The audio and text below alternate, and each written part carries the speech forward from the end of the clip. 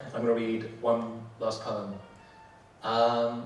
which is from my book. It's going to come near the end. It's kind of my London poem. It's about growing up in London and this weird thing you have there of, if you spend your whole life there, of being very continually connected, of always being connected to every place you've ever known, but also being quite distant from it. Like when I say places, I kind of mean my parents. You know, I could, but anyway, it'll come to it. And it's also kind of about poems. It's called Half Got Out.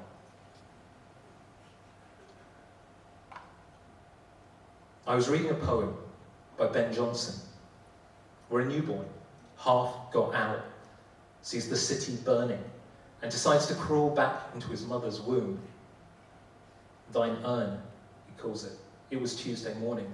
I'd just seen Leo near Leicester Square. He was reading a book by W.S. Merwin, a poet himself newly returned to his dead mother's womb. I was feeling so anxious, Leo said. Kind of low. When I started to read him, it felt like I found him at just the right time. I'm not sure, but don't parents always talk about their kids arriving at just the right time? Like you might describe finding your flip-flops just before a beach holiday. Yes, I said to Leo. He wrote that poem, didn't he? The sad dad one that starts, my friend says, I was not a good son, you understand? I say, yes, I understand.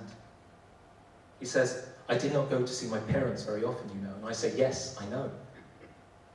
I love the way the dialogue loops back in on itself, the way you know the poet is really talking to or about themselves. It hurts to read it. It reminds me I could be seeing my parents right now who live 10 stops away. Yes, half an hour. But I'm not. And what else am I not doing? You have to work though. You have to make a living, don't you? That may be true, I don't know. I left the library in light rain to meet Sophie for a drink at the Chandos. And she told me her granddad used to go to Richmond Park to fish. He was a wireless operating sergeant during the war.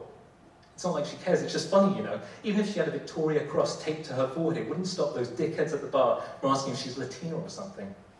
I just fucking hate this city, you understand? I said, yes, I understand. But I don't know how to leave it. I said, yes, I know, sorry, I don't know how to leave or where I'd even go. I looped back to enter the tube at Leicester Square, stepping over the body of a homeless man, to travel further again from my mother's womb to Turnpike Lane. The word interred echoing in my head. How many acres of earth were there above me then? The whole city might have been burning. I could already have been dead. There's no going back, my dad said. But how many times have I crossed the point of no return, only to crawl back down King Street or Goldhawk Road to eat chicken noodle soup and talk about seat cushions from Lidl? Yes, I know they're good value. Thank you for dinner. Thank you.